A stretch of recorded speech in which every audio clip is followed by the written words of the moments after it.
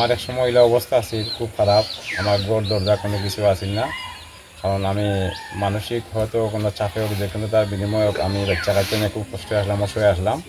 গরু কুকুর মেকুর বা নানান ধরনের অসুবিধার দিকে মেঘবর্ত গরু বাঙ্গা ঘর আছি, বাচ্চা কাচ্চা আমার বাচ্চা 4জন।